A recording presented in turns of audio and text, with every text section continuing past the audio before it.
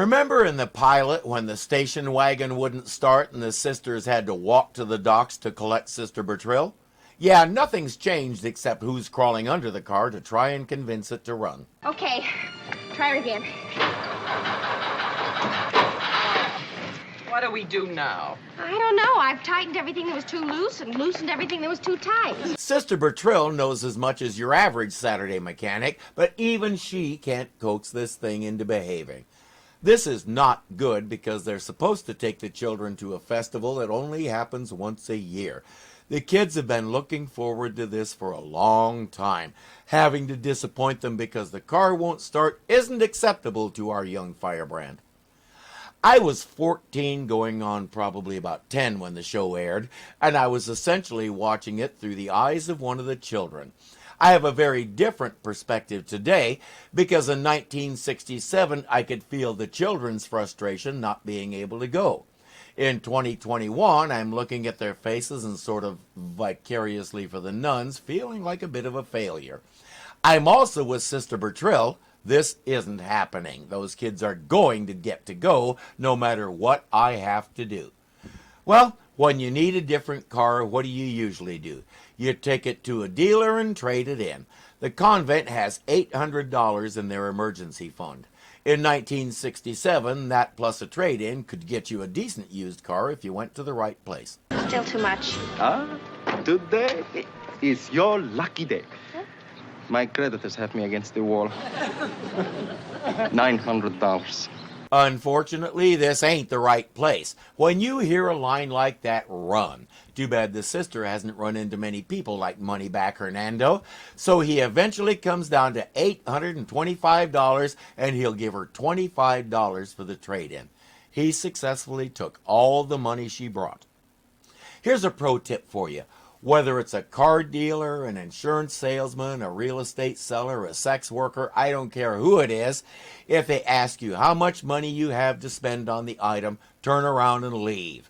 It's none of their business, but if you tell them I have X amount I can put toward this, you can bet they're going to finagle the price so they get all of it. If you decide not to leave, the best answer is, it depends. Then have them show you items in a wide price range. In Sister Bertrille's case, she would have done well to look at the car in the background for $495, then turn around and look at one for $5,000. If he doesn't know how much you have, he has no idea what he's going to sell you. That gives you the leverage to tell him, I'll give you $600 for it. And if he thinks that's all you have, he'll most likely go for it. When you go to make a purchase like this, make sure you are the one in charge. And if they start trying to pressure you, go find a different seller. And tell your friends about that first dude.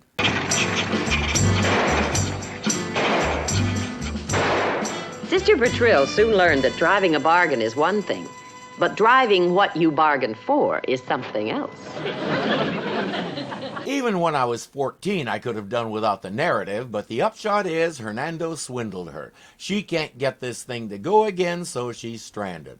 Well, that particular nun is never stranded as long as the wind's blowing, but you know what I mean. Fortunately, there's a young couple having a picnic nearby. Maybe they can help. We should drink to the fate that made our paths cross. Or to the travel folders that enticed me to come to Puerto Rico for my vacation. We drink to them, too.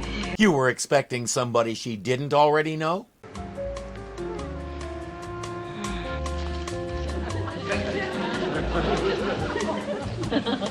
Carlos, there's someone here, standing right behind you. Oh, no. No, it can't be. Not here. Not... Carlos, hi! He works on it and gets it running, but there's one more problem. Only thing is, the gear shift is stuck in reverse. Well, that's the way you have to drive it. In reverse. I can't drive a car backwards. No problem. Just put a license plate on it that says you're from Seattle and nobody will notice. With a little practice, it shouldn't be difficult. Now, tell me one thing. Who did you buy this car from? Well, his name is Moneyback Hernando, and He's the most honest used car dealer in all of San Juan. I know. You should take my advice.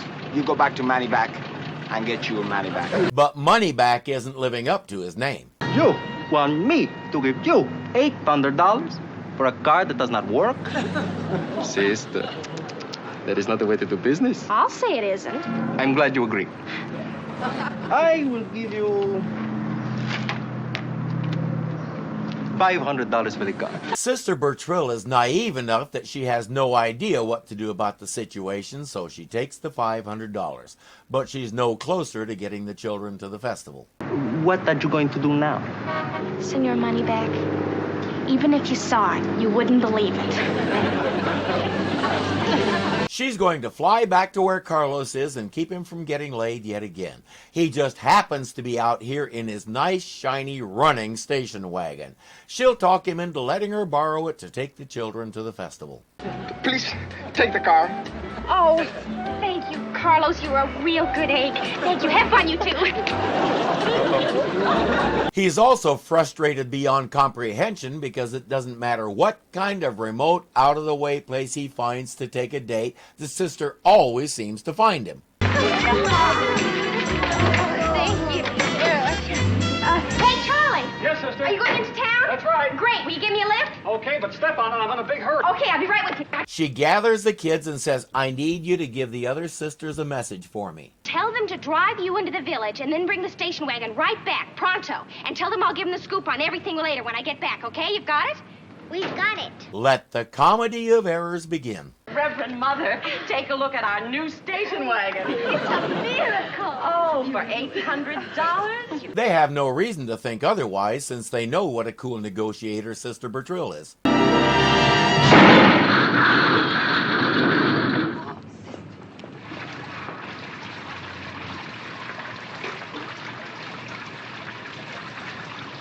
Sister Bertrille convinced the Reverend Mother to let her use the emergency fund for a car by pointing out that there hasn't been an emergency for as long as anybody can remember. So yeah, that happened right on cue. It's a lovely car. Oh, And all the sisters at the convent, as well as the Mother Superior, like it very much. that's nice. But we can't keep it. He has no idea what she's talking about, but when she says, please take the car back and give me our $800, he can't say yes fast enough. She just sold him Carlos's car, and this is where it's losing me. Even in a sitcom, there are rules. Those rules include paperwork when buying or selling a car. We won't see Hernando do a speck of paperwork. He won't even check to make sure who owns the car. He'll just buy it from Sister Jacqueline for $800 and then immediately slap a $1,500 price tag on it.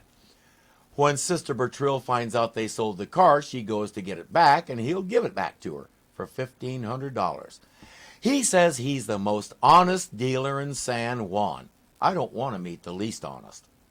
Now, if Sister Bertrille was just a little more world savvy, she'd immediately go to the police because she can get him jugged for dealing in stolen goods. That won't occur to her. I know one of my mottos is just go with it, but sometimes that's not the way. This is one of those times. Too bad she doesn't know that. $1,000! Give me one good reason why should I give you $1,000. One good reason, just one. Carlos isn't doing so well. A sudden storm rained out his picnic, but she borrowed his car, so he and Diane had to walk all the way back to town in the rain. He's cold, tired, and his brand new shoes are ruined. He says, you did bring my car back, yes? Well, that's the whole point. What is? Why I need $1,000. You see, Sister Jacqueline didn't know it was your car when she sold it. Sister Jacqueline didn't know it was mine when she sold it! I'm coming to the conclusion that Sister Bertrille is as ADD as I am. This is how we tell stories. You get the beginning, then a chapter just before the end, then a chapter somewhere in the middle. Once she unscrambles the story, Carlos starts to realize what Hernando has been doing to her and the other nuns. And while he gets annoyed with her, he respects Sister Bertrille and the nuns and is reaching the point where he feels a little protective, which means if you mess with the nuns, you're messing with him. Messing with Carlos Ramirez is not a good idea. Right now, I wish I hadn't sold that old jalopy of ours, even though it was just an old relic. It was something that went, and that's all that was needed was what? What did you say? Well, I don't know. I just said I wish we hadn't sold the old relic, and I meant it. Relic? Yeah. It was a very old car, wasn't it? He was just reading an article about Winthrop Vanderhaven IV, who recently bought a vintage station wagon like theirs for an astronomical price. That's all he needs. Now listen, I want you to do exactly as I tell you. And no questions, please. Why? No questions, please! But that's not a question, it's... Oh, right. Step 1, she'll go buy the old car back from Hernando. No sooner does she drive it off the lot than here comes Carlos. Mr. Hernando, I'm interested in buying a station wagon. Oh, well, my lot is full of station wagons. No. A very particular one. Very old, painted purple. Yes, I know the one the senor is referring to, but you would never be interested in that. Never. Oh, but I'm very interested, Mr. Moneyback. And I'm ready to pay a very good price for it. Very good price. Hernando's 3 favorite words. Carlos bids him up to $1,500, at which point Hernando looks like he's about to have a stroke. Too bad he doesn't have the car. He just sold it to a nun. She knew all about Winthrop Vanderhaven IV. Who? Winthrop Vanderhaven IV. You know about him? No. He collects old cars, pays a fortune for them. Huh? He's all over the world looking for them, even here in Puerto Rico. Carlos gets in his car and Hernando says, "Where are you going?" Carlos says, "To the convent, of course." Hernando hops in a car and says, "Wait for me." Hi. Sister, are you prepared to sell? Well, I just... I'll make an offer that you can't refuse. I will top any offer he makes. $250. $500. $750. $1,000. $1,500. $2,000. $2,250. $2,500. $3,000. Sold. For that, the sisters can fix the boiler, get a decent car, replenish their emergency fund, and take the kids out for ice cream. Hernando hands over the money and claims his prize. Where is he staying? Who? Winthrop Vanderhaven IV. What hotel is he in? How should I know? But you said he was in Puerto Rico. Oh, no, my friend, I think you misunderstood me. I said he travels all over the world collecting old cars, even here in Puerto Rico. That doesn't mean that he's here now. I think that now he's in Africa. Carlos says, "I don't even know the man. I just read a lot." I think Hernando is starting to catch on.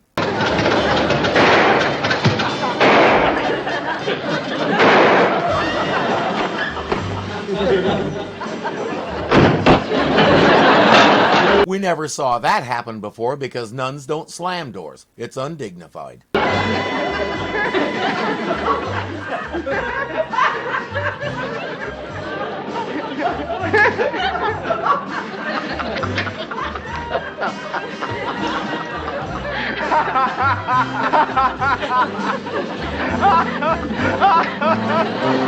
At least he's a good sport about it. He realizes he got beaten at his own game.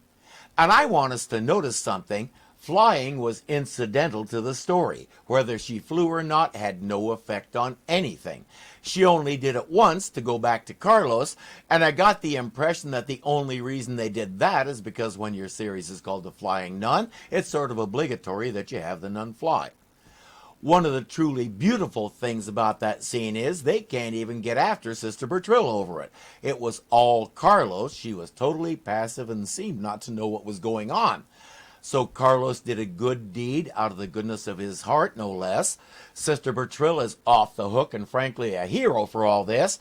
Hernando learned a lesson about messing with servants of the big guy, and the convent has the money they need to take care of both a car and the boiler.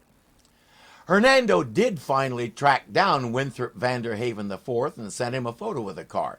A few weeks later, he received the photo back with a note that said, "Thanks, but purple isn't my color." If you enjoyed this, please click the like button to let me and YouTube know you want to see more.